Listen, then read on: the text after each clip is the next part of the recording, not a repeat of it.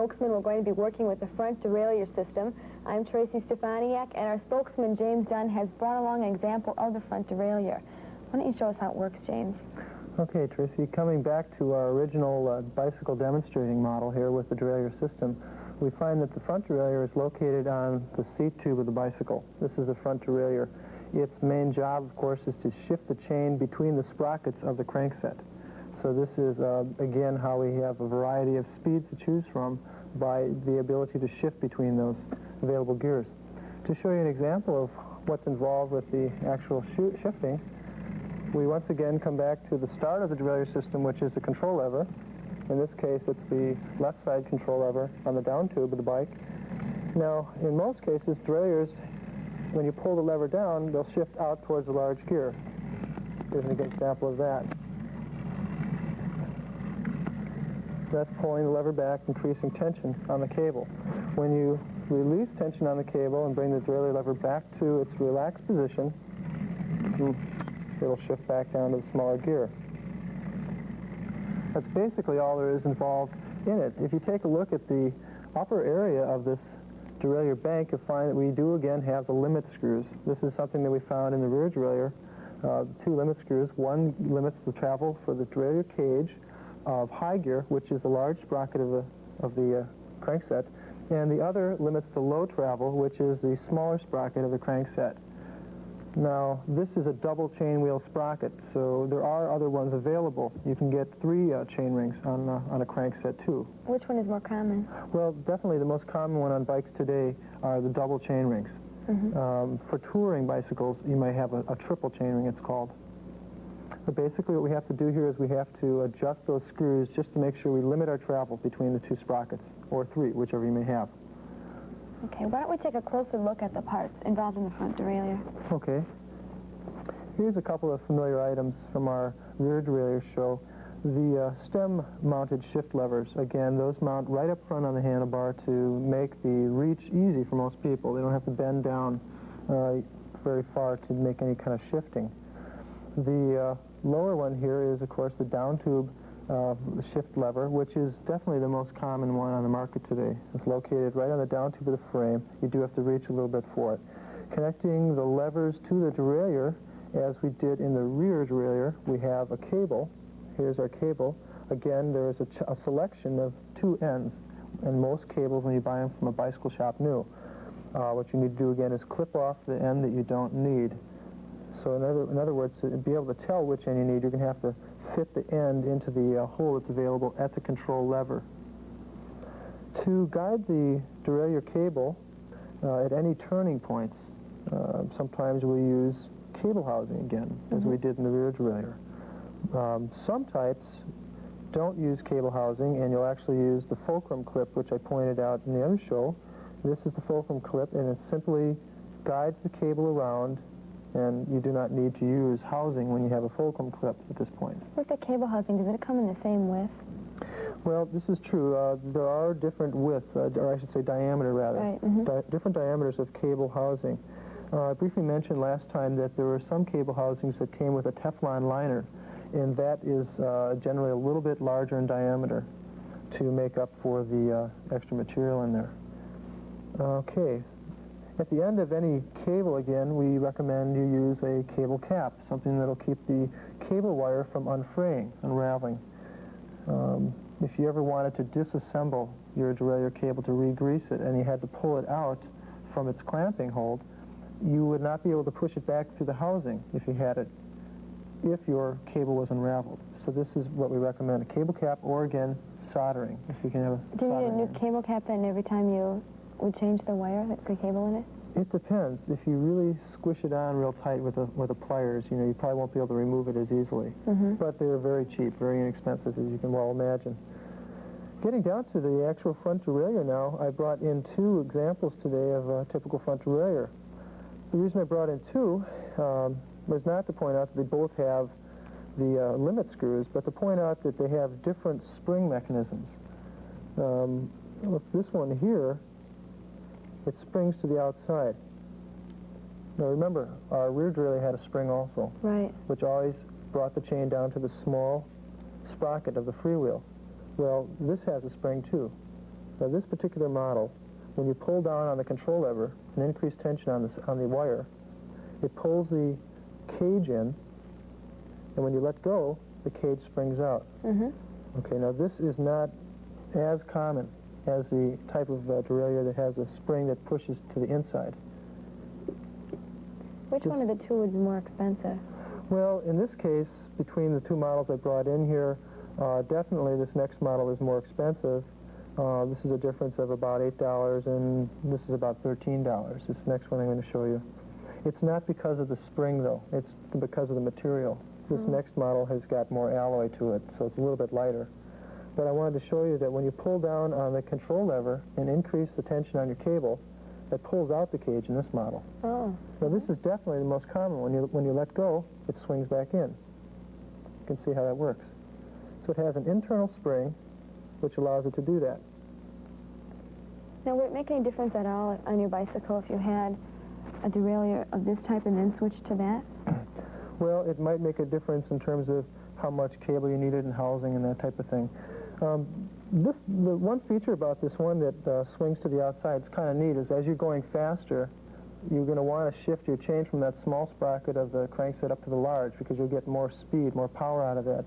And this just sort of has that sort of stick shift effect. You know, you throw your lever forward, which is the direction you're moving anyhow, and it shifts you up to the harder pedaling gear so you can end up going a little faster. So that's just a personal, look at it. You know, I think it's kind of fun. I don't happen to have it on my bike, but it does work very well. So those are the two basic types of derailleurs you have. Why don't we take a look then at the tools that we'll be using today?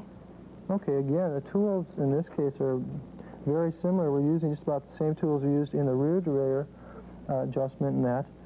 To mount the front derailleur to the bicycle itself, we're going to need to use our 8mm open-end wrench here, and box-end wrench.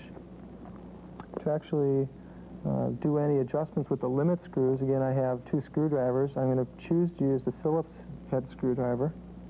It gets a better grip on the screws that the front derailleur has today. This is, again, our diagonal pliers. Does a very nice job of clipping cable housing. If I need to cut down the diameter of the cable housing, I have a razor here, which says Viva Italian on it. It's a personal preference. It's not a name brand. It's just a fun thing to have. Okay, this is a pliers here. Again, our duckbill pliers, a very positive grip, very handy for pulling out slack on the cable. And for clipping down the cable in length, because they always come a little bit too long when you first buy them new, we have the cable cutters. Could you substitute for any of these tools at all if you didn't have them at home?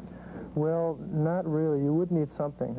You could substitute, let's say, the pliers with your hands. You could pull on the cable with your fingers and then pull the slack out that way. It is very convenient to use the pliers to pull the slack out. In terms of anything else, you might be able to find things that would cut as well, let's say for the housing and that, but generally this represents the very basic tool set you would need to do the front derailleur. Now, when I cut the housing today, again, I'm going to need to lubricate the cable as it goes on the inside of the housing, so I'm going to use my bicycle grease for that. That'll prevent the rust buildup on the inside we talked about. This, again, is our lubricant, and because with the front derailleur you have all these little pivoting points here, you know, the spring and all these tight joints, you want a very fine penetrating oil to get inside there. You wouldn't want to use a very thick oil because it will get very messy. It won't actually penetrate, it won't absorb. So you want to use a very fine penetrating oil. Well, why don't we take a look again at our model of front derailleur before we begin the work? Okay. Let's keep in mind that our objective, again, is to limit the travel of the front derailleur cage. We want to make sure that it doesn't go too far in either direction. We want to make sure that it just lines up on the derailleur. Now, there's something that goes on. Now, let's see what kind of cage this is. Okay, this is going to be the type of spring that pulls to the inside. You can see that. So what you need, for one, is you start adjusting on the small gear. We would start adjusting and make sure that it's on the small gear. In the position of the rear derailleur, shifting up to the largest sprocket. There we go. Okay, what we're looking for here is we want a certain amount of clearance between the chain and the derailleur cage. You see, if this is the position where the chain here is on an extreme angle. It's all the way on the inside. It's extremist point. It's not going to go any further up front, and it's not going to go any further in this way out back. So we have to make sure we have the proper clearance there. Just like in the case of shifting down, when I shift the chain up to the large sprocket, which would be my second adjustment in this case, I would want to make sure, and here's an example of what I want to avoid. I would want to make sure that I had the proper spacing here. You can see here by the tip of my screwdriver that we do not have the right amount of spacing between the chain and the inside of the derailleur cage. Now that's going to create a problem that can severely damage a derailleur over time. The problem is that the chain will actually be rubbing right against the derailleur wall. Right. And of course, over time, that's just going to be like wearing against the derailleur wall like sandpaper would. It would actually wear a groove right into the sidewall. Would that damage the chain at all? The chain probably would fare a lot better than the inside of the cage. That'll actually wear out sooner. The remedy for that would be to allow the limit screw to come up a little bit so that you could have the clearance then. Well, the clearance here would be a little bit, right there you can see we've already eliminated that noise. What are some common problems when shifting?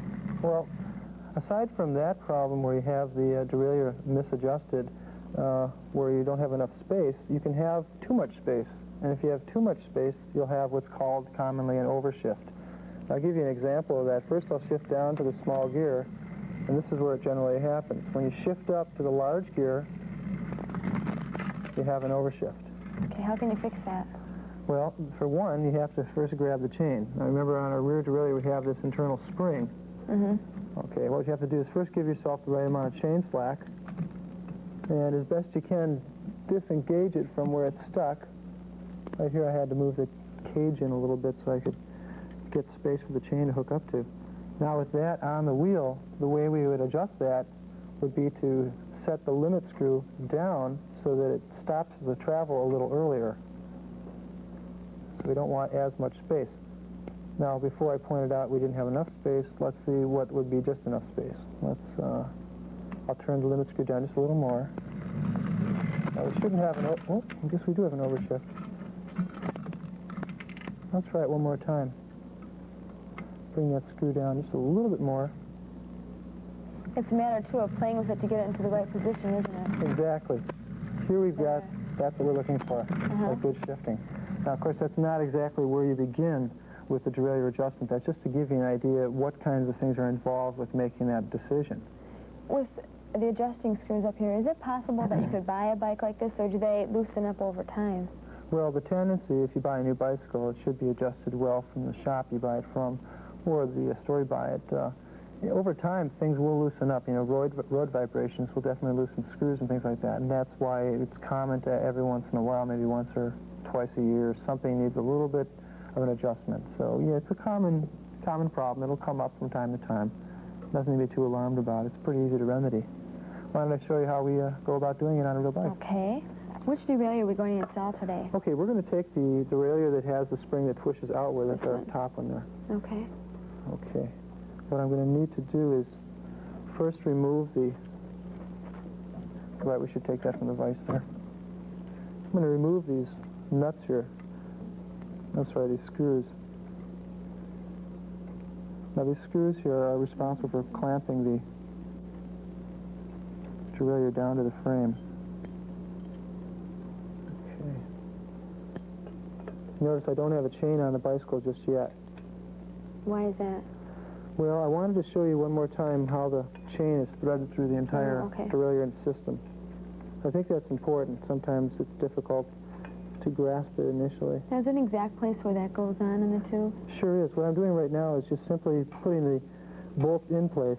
I want to put a little bit of tension on there so it doesn't just slide down the tube. Now, the two places that we're going to be looking for here are, number one, the actual height of the derailleur. Now, I'm going to have to tighten this down just a little bit more. Not to the point where I can't turn the derailleur, but just to the point where it's clamped fairly closely. Okay, at this point here, now again, I have to pull the derailleur in by hand. If you notice this distance here, from the tip of the tooth to the lower edge, Mm-hmm. You notice that's approximately a 1/16 of an inch or so. It's almost so that they're touching. Almost, but not quite. We really want to avoid any kind of contact there. What we really want to avoid is too much distance, too much gap. So this is approximately the right amount of gap to have. If it's up too high, you actually end up opening up a channel from which the chain can fall through. So you do want to avoid that. Now this looks about right to me in terms of height. The next thing I want to do is get proper angle. Proper angle is set by twisting the derailleur from side to side like that. Now the way you want proper angle is, at least for starters, is to have this wall, the outside wall of the derailleur cage, to be parallel with the chain ring, the large chain ring. And that looks approximately right. Okay, so we've got the height and we've got the angle set. Now what I'm going to do is just finish up tightening it down. Is it possible that you could put the derailleur on wrong? Well, With the wrong measurements between, what would that do? like I say, if it was up too high, you'd have a gap. There'd be a big gap there, and the chain could just, So fall when you off. put the chain on, you would be able to tell quite easily, couldn't you? Yeah, there are certain things you have to watch out for, but if you just follow these two rules, keep the right height and the right angle, you shouldn't have a problem. Okay, now make sure that it's really on tight. Now you see I can still turn it, so I want to make sure that I can't do that. Set the angle one more time, and I'll just give it a final locking. Okay, what tool are you working with also? Right now I'm using the 8mm wrench. You'd find that most derailleurs use an 8mm wrench. There are some that have 9. 8 and 9 are the most common derailleur tools. Okay, this is on real tight right now. Before we get into cutting that cable housing, I think I'll remove this demonstrator from the vise. Okay. Just get that off, get it out of the way for us. Here's our cable housing. Here's our cable housing, okay.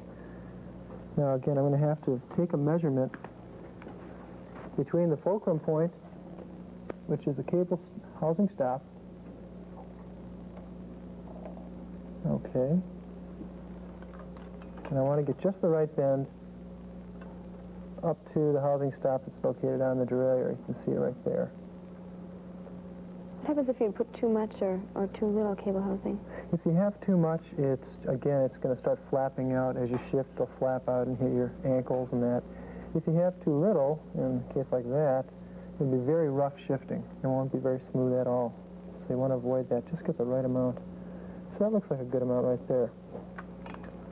I'll clip it here.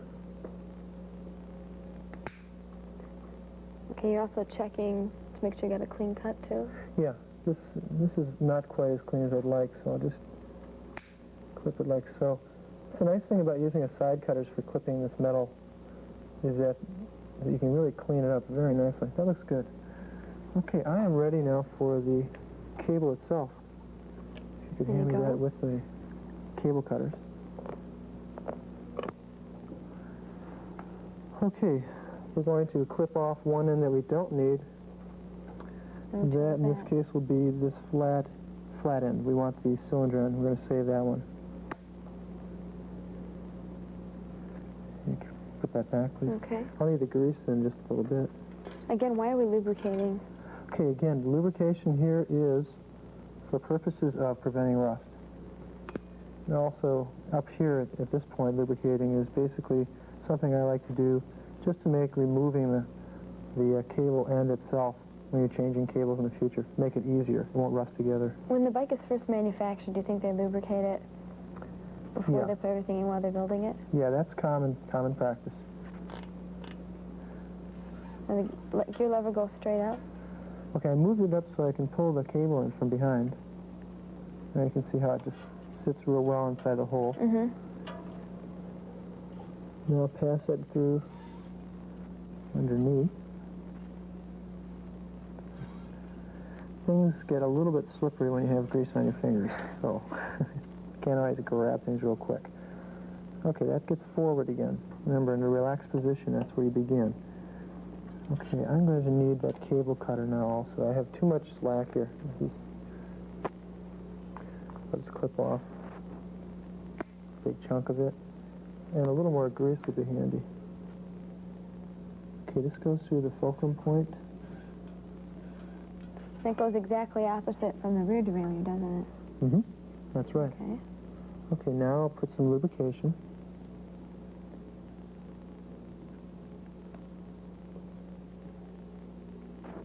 And move that lubrication around the cable. Again, now this is essential. This cable housing itself is real prone to receiving water because of the end opening at this point. Mm-hmm. Water will run off the tire and actually run down the tube and go in there. That'll immediately cause rust. Thank you. So I put a hefty amount of grease there. Very essential. Now I'm running the cable through the housing and right into the housing stop there. Okay, over here I've got a clamp. But what I'm going to do first is place the cable through the pivot arm and then through the clamp, the jaws of the clamp here. We want to make sure that we've got let's see, I want to make sure I get it in there. There it is.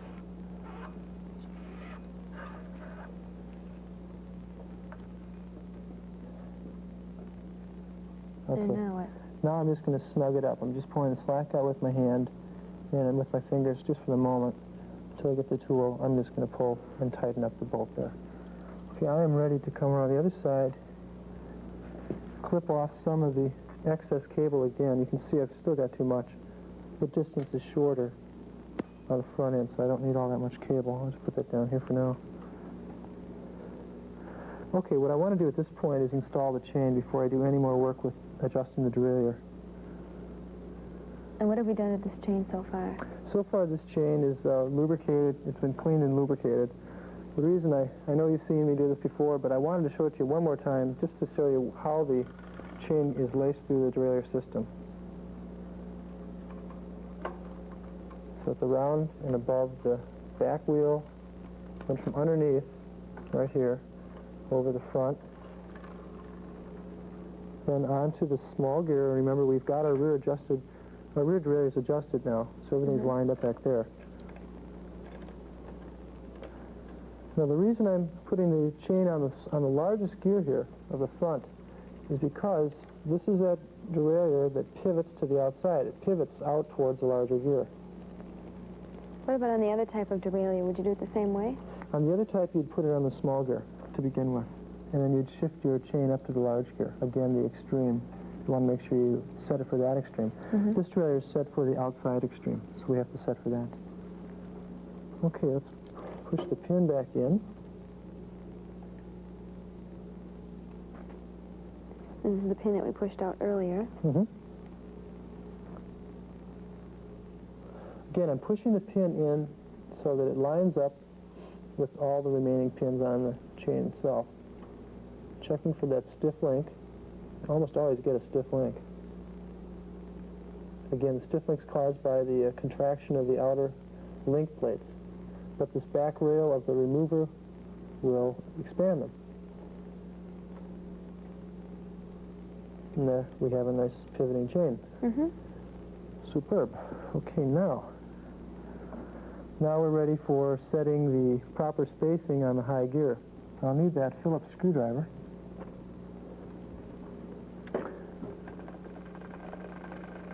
I've got some rubbing down here, but How can you take care of that? Okay, what I'm going to do here, because the cable is not clamped yet, what I'm going to do is allow this to travel outwards towards me.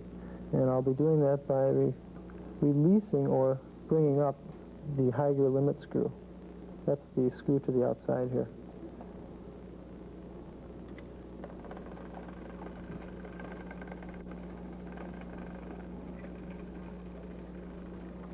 That sounds okay. We've eliminated the noise up front. This will be our preliminary point. Let's see now. I'll need the duckbill pliers. Okay. And I'm going to pull the slack out now. Remember that our control lever is all the way forward. Is there always slack, too, in the cable?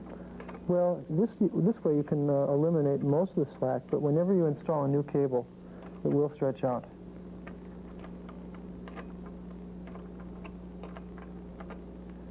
Okay, now I'm just going to tighten this clamp down. Once I've got a cable attached, that makes me able to shift the chain via the derailleur. You know, this is what the connection is. That's the common language. There's that cable. Okay, let's shift this down now. So we're checking the performance of it? Right. What I want to do is check the upshift from the small to large. I want it to be quick, as you see it is, and I don't want it to jump over too far. This looks real good. So it's properly adjusted. Mm-hmm. We've got the high gear set. What about putting the cap? Well, I usually wait to the end of the adjustment. The very last thing? Yeah, it can be done now, though. Will it make any difference at all? No, it doesn't matter. Why don't we put it on now? Okay. We'll just clip off this excess cable. I'm going to leave about 2.5 inches of cable remaining. Now, with the side cutter is what I like to use. I won't cut through it, but I'll use the side cutter to dent the cap, right. Okay, now we've got that taken care of. We can just go on to the low gear. Okay. Low gear, in adjusting the low gear, it's very necessary to shift the chain from small gear in the back to large. Because, again, that changes the chain angle. Mm-hmm. You see that as we're shifting. It's going up now towards the inside extreme. You hear that rubbing? Right. Okay, that's partially because we're up on a large gear. I'm going to shift down now. Okay, now there's some inside rubbing there. How do we get rid of that? Okay, again, we're going to use the limit screw. It's not allowing us to come far enough. And when I pull a cable with a lever, it's not allowing the cage to move in far enough. So I'll take the low gear limit screw and bring it up a little bit. Let's see if I get an effect from that. Okay, that looks pretty good. Now what I need to do is practice shifting from large to small. How's that look? Looks real good. Now, how often should this be done, the front derailleur system? Well, about as often as you do the rear, and I guess the way to really treat it is to lubricate it when it needs it. In fact, that's a good step for us to do next. Okay. Lubricate it as often as it needs it. In other words, if it gets really dirty, you want to take it apart and clean it and soak it. But lubricate parts like this, any of the very narrow, tight pivoting points. And do that as often as you really need to, and you'll have a well-adjusted front derailleur. When we finish the work on the front derailleur, be with us next time when James and I continue our maintenance cycle.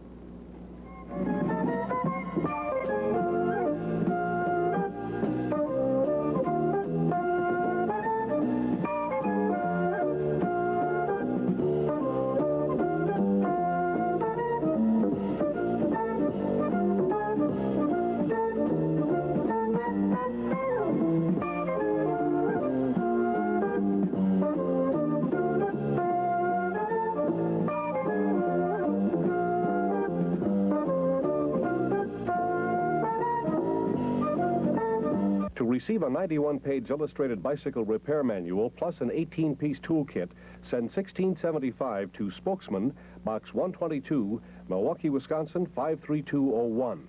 That's 1675 to Spokesman, Box 122, Milwaukee, Wisconsin 53201.